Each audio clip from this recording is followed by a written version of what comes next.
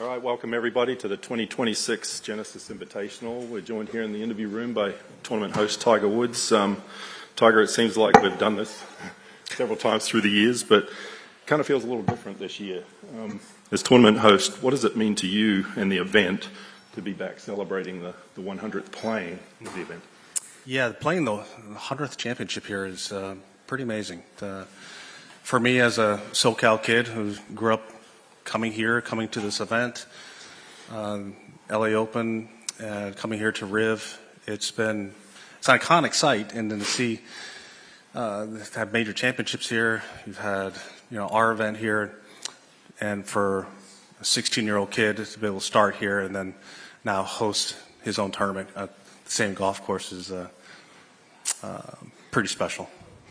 2026 is a year full of milestones on and off the course. 30 years since you turned pro, your foundation celebrating its 30th anniversary, and the original Learning Lab in Anaheim celebrated its 20th anniversary.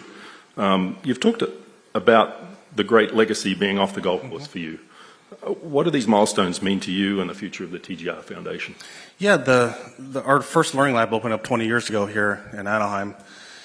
To go from that to now expansion at Lulu's place here as well as in Southern California, and then we just opened up a facility in Cobbs Creek in Philadelphia last year.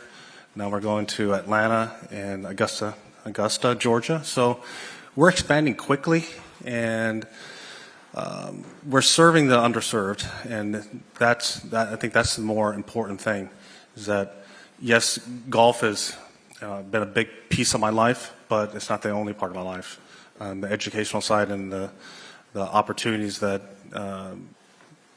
Stanford has provided me, and the people that I've been able to meet there, and that if I didn't work on my grades and didn't work on my education side of it, and then I wouldn't have had that opportunity to go to such a great university. So a lot of these kids that we're serving, our first gens, they don't really have an opportunity that they deserve, and it's up to us to be able to facilitate that and give them what they truly deserve is an opportunity and be supported. And that's what the TGR Foundation has done for 30 years and will continue to do so. We want to recognize another milestone here in the room with us today. We know you go a long way back with this person. Yesterday he celebrated 50 years on air in Los Angeles, talking about sports and all sorts of stories. We're pleased to recognize Mr. Jim Hill. And Jim would like to honor you with the first question. Yeah, thank you very much, Tiger. Good to see you. And you too, congratulations Jim. And everything, and welcome back home. And I'm wondering, how do you feel after these years, knowing that people admire, respect you, and you have so much influence, not only in the game of golf, but in sports in general? Yeah, I mean, I've had a great career, I think, of 30 years. I've played out here. I've been able to chase my dream, which is playing the PGA TOUR, winning golf tournaments, winning major championships. And I've met a lot of people along the way, a lot of sportsmen, a lot of great people all around the world. And I would never have met any of those people. I've had relationships with any of them if it wasn't for the game of golf. And so, or probably where it all started was with your interview. Yeah. We'll talk just a little bit about Pops. Yeah. And how he's got you on the right road. Yeah, I mean, Dad was unbelievable. He was not only my dad, he was my best friend. He was a lot of different things, and we had an amazing relationship. I used to, go on the Navy golf course where we did our interview, going out there and sneaking on the golf course, be able to play golf with Dad and play in the dark. That was great times, and he was the one that really provided the support and drive for me, and the confidence that he instilled in me that I could chase after my dream, which is playing golf. And it also keeps you grounded. Oh, he definitely kept me grounded. We gave each other a lot of grief. It was great banter back and forth. Competitive. He always made everything fun. That was the thing. And Dad was always, whatever we did, it was always competitive. One, it was always competitive, and two was always fun.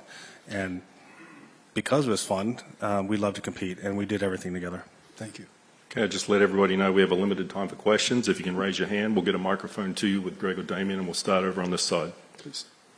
Tiger, Taylor Shab, Spectrum News. Yeah. This golf course shares the same zip code as hundreds, if not thousands, of homes that were burned in the Pacific Palisades. To honor that community 1 year later, what does that mean to you? Last year was just a horrific and terrible time for this entire community. What was going on just north of here, that fire was almost out, and then it just spread and just ripped through here, and the whole community was devastated. But at the same time, the whole community rallied around our event, and we were able to go to San Diego, hold at Torrey Pines. But for us to be able to come back here 1 year later and hopefully help repair this community, it was just a devastating thing. That people lost their lives, lost homes, lost valuables that they'll never ever be able to replace. And so hopefully we can make a positive impact this week. We'll go to Dan and then next to Doug. Over here. Back on the left. It's hard to see, guys. There you go. Yeah. Knowing you had a bit of a relationship with Anthony Kim back in the day, what did you make of his comeback, and can you speak to the level of natural ability that he has? Yeah, Dan. I mean, this kid hit it so good. He was on an unbelievable run when he won at Charlotte, and we played against each other at Congressional. He played unbelievable at the 2008 Ryder Cup. He had so much natural talent. He could hit any shot he wanted. And then to see him, struggle in life and didn't really want to play golf, didn't want to be part of golf, and then for him to come all the way back, and for him to win and to be as devoted as he is to his family, it's a story in which you just have to wrap your heart around it. Because of the struggles. I mean, we all can relate to struggles. We all struggle in life, and the longer it goes, the more times you've had tough times. But for him to fight through it, and for Anthony to get to where he's gotten to from the low that he was in, is something that, as I said, you have to just wrap your heart around it. We'll go to Doug next and then Adam. Tiger, on a balance of work and play meaning whatever you've got going health-wise, and work meaning the boardroom, what do you find to be the greater challenge for you right now, and can you give us any kind of an update on where things are looking schedule-wise? Okay, what part of the schedule? 27, Okay, 28. got it. Okay, I understand. Not yours. I got you. I got you, Doug. No, it's been quite a challenge. It's quite a bit of a challenge on both sides, from the physical golf side of it for me, from trying to do the right thing for all of our membership and our partners and everyone who's associated with the PGA Tour, and trying to do that and trying to make our product even better going forward, given the challenges we have to face. So it is, I thought I spent a lot of hours practicing in my prime. It's not even compared to what we've done in the boardroom. It's been challenging. We're trying to do the right thing. We're making some great strides. The player directors have been unbelievable with their time and their focus and the depth of knowledge and perspective. And then we've had unbelievable board members that come from all walks of life that are wanting to make our tour better and wanting to make our product better. Was anything wrong with the schedule back in your peak years?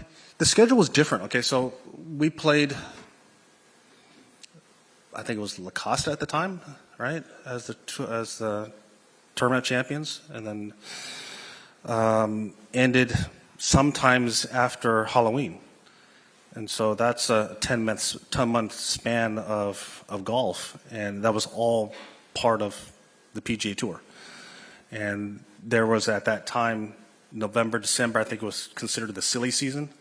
And so it was just a different landscape. We played on the tour for 10 months, had an opportunity to play some fun events, some different type of formatted events in November, December, or some of the players like myself who would go down to Australia or South Africa and play on their tour. So it was just a different landscape than it is now. Okay, we'll go to Adam on the left here and then to Jeff in the back. Tiger, along those lines, can you explain to me how less is going to be more for the PGA Tour? Yeah, we're going to get more top players playing. We're going to make it more competitive by we'll have fewer cards. So that in itself is going to make it more competitive just to be out here. Having Brooks come back, having Patrick Reed play as well as he is and committed to coming back to the tour, having Scotty as dominant as he has been, and to have Rory, complete the career Grand Slam. You have a lot of top players, but also you have a lot of youth that has come up during that time, and we're trying to create opportunities for that turnover coming from the PGA Tour U or it's the Korn Ferry, and try and get more youth out here because eventually they're going to take over the game. And so trying to create that opportunity, trying to create the right competitive model and the environment to foster that, that's been as what Doug asked, that's been the greater challenge of it all. How close are you to coming back to playing on either the PGA or Champions Tour? Well, I'm trying, put it that way. Have you had any setbacks? The disc replacement has been one thing. It's been a challenge. I've had a fuse back and now a disc replacement. So it's challenging. And now I entered a new decade. So that number is starting to sink in, and has thinking about the opportunity to be able to play, in a cart. So that's something that I've as I said, I won't do out here on this tour because I don't believe in it. But on the Champions Tour, that's certainly maybe a certain opportunity. Do you have a target yet? I don't. All right, let's take one from Jeff in the back there. Tiger, we've seen you recently doing some captaining work for Jupiter Lynx. Mm-hmm. I'm wondering if that's given you a desire, an itch to be the Ryder Cup captain in 2027, if you've heard from the PGA of America, and where that stands. Good tie in there, Jeff. That was good. Thought I'd try. Good. They have asked me for my input on it, and I haven't made my decision yet. I'm trying to figure out what we're trying to do with our tour. That's been driving me hours upon hours every day, and trying to figure out if I can actually do our team USA, and our players and everyone that's going to be involved in the Ryder Cup, if I can do it justice with my time. Serving on two boards and what I'm doing for the PGA Tour, I'm trying to figure out if I can actually do this and serve the people that are involved and serve them at an honorable level. Okay, we'll take one from Bob right here on the left. Tiger, if I could just go back to the physical stuff again, compared to all the other things you've been through, what's the challenge with the disc replacement? And is it fair to say that the Achilles is not an issue anymore? Are you far enough beyond that to where that would be holding you back? Yeah, the Achilles is not an issue. I can't dunk a basketball anymore, so don't have to worry about that. As far as the disc replacement, it's just sore. It takes time. Willie Z went through it, and it took him a while to come back. And I'm a little bit older than Willie Z, so it's probably going to take me a little bit longer. My body's been through a lot. And so it's just one of those things where it's each and every day I keep trying, I keep progressing, I keep working on it, and trying to kind of get stronger, try and get more endurance in this body, and try and get it at a level in which I can play at the highest level again. Are you able to hit full shots yet, or yeah. and are you? Yeah, I'm able to. Not well every day, but I can hit them. What about just the quality of life part of this? Like, compared to the microdiscectomies, is this a better outcome than what you dealt with before? Well, the micros were early, so that's when my back first had any kind of trauma to it. I've had many back surgeries since then, and so the quality of life, it was better back then because it was just new. It was my first operations. I've had many operations since then, so body's been through a little bit more. Go to Todd right in the middle. Hey, Tiger. I know you're juggling a lot of things in formulating the PGA Tour schedule, whether it's title sponsors or media partners. What do you see as the biggest challenge in trying to put this new schedule together? Well, I think it's trying to serve literally everyone, from the player side of it, from our media partners, from all of our title sponsors, from the local communities, or even changing venues and going to bigger markets. It's what do we need to do from a competitive model to make our tour the best product it can possibly be each and every year, and still have room for development. And how do we do all of that at the same time? And so that's been the challenging part, because there's been a lot of moving parts over the last couple of years to try and get us into the position that we're in now with the FCC, or it's the boards being unified and linked together and working together. So it's been a lot of moving parts, but it's been in sync. That we've had a lot of information thrown our way, which has been great, and everyone's working collaboratively together. And that's where I was hesitant that we're going to be in this position where we're going to work together like this and function at a level to make our product better. But everyone's trying to make the PGA Tour the best tour in the world, make it better than what it is now, make it as how can I put it, as for the players, so that they can come out here at a younger age, like an opportunity, like a 16-year-old kid here at Riviera in 1992 got an opportunity to play. Trying to give that opportunity and those opportunities to these players and the next generations, or the generations to come. Do you anticipate this new schedule happening in 2027? We would like to have it happen in 2027. We may have to roll it out over a couple-year period. It may not be able to be implemented, all of it, in 2027, but there will definitely be parts of it integrated or changed than from what it is now in 26 into 27. All right, final thing with you in regards to your recovery. Is the Masters off the table for you? No. All right, time for just a few more before we wrap up. We'll go to Brentley right in the middle here. Yeah, Tiger over here. Yes. Piggybacking off of Todd's question, many kind of wonder if the West Coast events are better served later in the year when it's better weather. Perhaps this event may be moving into a playoff spot. From your perspective, what would be the benefit of the Genesis being later, maybe in August, maybe a playoff event? Well, I think that, one, you're going to get weather not like this. That's number one. We're going to have perfect days. I mean, it's always perfect in SoCal here in August. And so, yes, we're looking at things like that, looking to go to bigger markets later in the year for the playoffs, just trying to make our competitive model better. And how do we do that? And I think that is one of the options you mentioned with Genesis that certainly is on the table. Okay, over here on the right, can't quite see who it is, but go ahead. Hey, Tiger. This tournament always brings you back to your youth a little bit, as it does. You know, where you started.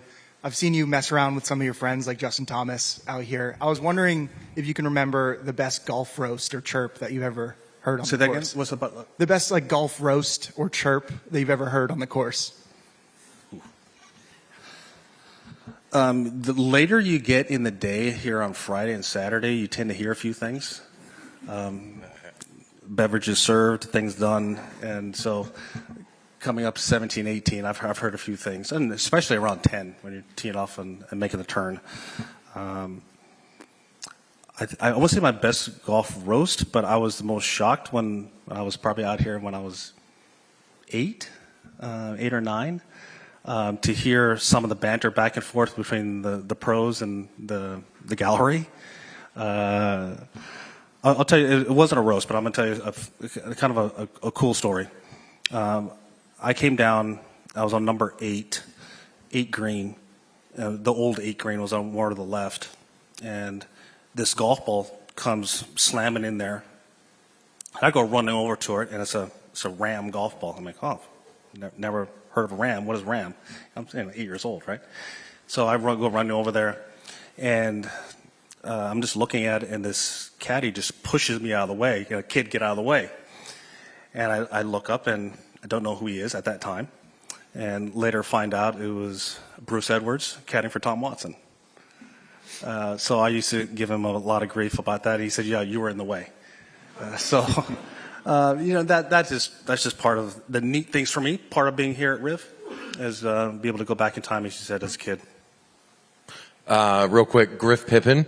Tiger, I want to know, do you have any tips on how to stay jacked in your 50s? Because I tried on some Sunday Red and I did not look like you. Well, that might because you probably don't do the same things I do in the gym. Okay. Any one tip or workout you'd recommend? Not one workout. It's being disciplined. Okay, perfect. Okay, we'll take one final one from Jeff, and then we'll wrap it up. Jeff in the back. Tiger, with Riviera celebrating 100 years, just wondering if you could talk about some of the ways that this course has kind of stood the test of time and why it's been able to. Well, I think the layout. Well, granted, they've moved some tees back. Like the 12th tee is nowhere near what it used to be. The 8th hole is nowhere what it used to be. They've moved a few things back here and there. But what has stood the test of time is that iconic first tee shot. That hasn't gone anywhere. We've always played in front of the clubhouse. It's very similar to me. It's similar to the first tee shot at St. Andrews. It's always been in the same spot. And so when you go back through the test of time and you look at all the photos and you go back 100 years, you're going to see the same tee shot right in front of the clubhouse. There's nowhere to go. And I think that the classicness of the golf course, the bunkering, the subtleness, the green complexes out here, how small they are, how subtle they are. And unfortunately, it's wet right now, but when it dries out here, this is one of the harder golf courses to post a score on. Welcome, and thank you all again for joining us today. We are proud to be back at the Riviera Country Club for the 2026 Genesis Invitational. And as Tiger mentioned, this week we celebrate not only our return to the Pacific Palisades community, but also the 100th playing of this tournament. And today, we're gathered for another special announcement. We joined forces with Genesis a decade ago, and together with their support, we've elevated this tournament into one of the premier stops on the PGA Tour calendar. And here, with some exciting news to share, I'd like to now turn our attention over to the president and CEO of Genesis, José Muñoz. José? Well, good morning, everybody. Thank you, Mike. Such an honor to be with you, Tiger. So this is the year of the horse, and I'm here with the goat. So such a nice honor, right? So what can I say about Tiger? So I think 82 PGA Tour victories, 15 majors, and I think also the all-time record #1 in the Tour. Not to mention the fact that he's the only player that has been able to win 4 majors in a row. And then I believe that now all the pros call it the Tiger Slam. So congratulations. Also want to highlight the great leader that we have in our group, Usun Chung. We call him the executive chair, because he had the vision 10 years ago to create a luxury brand. A lot of companies have tried hard, but I'm here very proud to tell you that within 10 years, Genesis has been the fastest growing luxury brand in the world. So we have become #1 by selling more than 1 million luxury vehicles, luxury Genesis, in less than 10 years, which is remarkable. So that's why I'm so honored to announce today that we are going to remain the title sponsor through to 2030. And this is something remarkable. We're very, very proud to announce. Thanks, Jose. Also, it's such a remarkable year, right? So you saw in the back that this is the 100th playing of this tournament. So it's a very special year. And then also because it is happening the year after the wildfires hit California very hard. So as local brand here, so you may know that we are based here in Southern California, we created the California Rises together with the TGR Live and with the PGA Tour and with Tiger. And we donated last year $8 million to the first responders, to the firefighters, and also we helped rebuild a lot of houses here. And I'm very glad to announce that this week we have increased our donation with another $1 million. So for all these reasons, I think this is a very, very special moment for us, and I'm really happy to be here with you and with Tiger making this announcement. Thank you very much.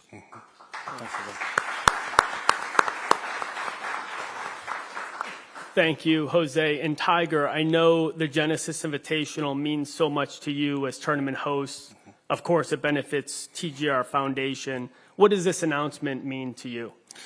Well, it's an opportunity for us to continue working together, and we've had an amazing 10 years, and to be able to say that we're going through 2030, and the amount of kids that we're going to be able to serve because of this, it's going to be incredible. And this is the home site. This is what you guys have all seen over the years, with us being part of the Southern California community with the TGR Foundation. So be able to continue this commitment to the golf course, to Southern California, and to all the people we serve is fantastic. Thank you. We have time for a few questions. Dan? Jose, I'm curious, this event, partnering with, obviously, Tiger Woods as a host, the TGR Foundation, why is this so important for the Genesis brand? What is the alignment here that you see and the benefit that comes from a tournament like this to the Genesis Motor Company? Well, as I mentioned earlier, I mean, a lot of people have tried to create luxury brands in the history, and a lot of them that we don't even know because they were not successful, they failed. For us, 10 years ago, under the leadership of the executive chair, creating this brand and then making the decision that we wanted to be partners with the PGA Tour, with the TGR Live, with Tiger, and then get into golf consistently, which a lot of people say, hey, 10 years is a lot, is really nothing. I think this is just the beginning. It was a big decision for us. I remember that back in the days, we were selling, after a couple of years, like 2,000 to 3,000 Genesis. And then this year alone, we beat all-time record in the United States, 82,000 sales, and globally 225,000. And then, as mentioned, we have achieved 1 million sales, Genesis, in just 8 years and 6 months. Most brands, even very famous ones, I don't want to mention, they've taken much longer. So it meant a lot for us. It was a big commitment. We cannot be happier with everything that we've done together. We're very happy with the partnership. There is more than a partnership. There is a personal friendship and appreciation with Tiger, with our executive chair, and all the members of the team. And then, of course, I'm very, very happy to make this announcement. You have a question here? Yes. Jose, is part of the extended commitment related to possibly moving the date of this tournament or becoming a playoff tournament as you continue on? Well, there's some discussions there. As you know, there is a new commissioner, a new CEO, Brian. He's bringing a lot of new ideas. And as Tiger mentioned during the earlier session, there's a lot of discussion. So we all are discussing how we can make this better. And as Tiger mentioned, it needs to be good for everybody, for them, for the sponsors, for the customers, mainly for the followers. And I think this is a possibility. We're very open-minded and willing to make things better. You know, I'm a resident here, and then normally you don't see the rain, so it's almost a blessing when you see rain. But definitely it's better to play when there is no rain. Bob? Tiger, I was going to ask a similar question about the schedule. Like wearing your other hat as a board member, was that sort of on your mind, thinking about that with your own tournament and all the things that you might be juggling, you know, making sure in this deal that there's the flexibility to move it if it came to that? Yeah, Bob, we're looking at everything, and that's part of the committee, the FCC. We're looking at literally everything, and some things that we've taken a look at, we've nixed off the table, and there's other opportunities that have grown and we've kind of flushed out. So, as I said, the player directors have been unbelievable trying to figure all this out, because we're representing the player body, and we're trying to create the best product we possibly can for all of our partners and fans and everyone who's involved. So, whatever that looks like, if it's us staying here in Southern California, us staying here at this time of date or us moving to August or some other time, we're looking at everything. And it changes day to day. So if you ask me tomorrow, that might change. Doug? Jose, as it relates to customers and hospitality, et cetera, you also sponsor another increasingly really good tournament in Scotland. Would it be important, depending on how things go, to have some separation in terms of the tournaments you host? To be honest, I think separation is not so critical for us. What is very important is that the tournaments are really meaningful, that the players want to come and play, which is the case, that there is a good partnership, and then that we have everything perfect. So every year we've been working on how to make this tournament better. And then we listen to everybody, and then we try to make it better. I'm sure you've been around, you've seen the evolution on the hospitality and everything. What is important for us is to make it perfect for the consumers, for the golfers, for the organizers, for the other sponsors, because we really put our hearts and souls into this activity. But then beyond that, what is very important for us as a brand that ultimately, obviously, we are here on business is to be able to extend the impact of this type of events all the way through the year as much as possible. And this is something that we're discussing with the PGA Tour as well. Well, thank you, Jose. Thank you, Tiger. And thank you all for joining us, not only today, but this week here for the 2026 Genesis Invitational. That concludes this press conference.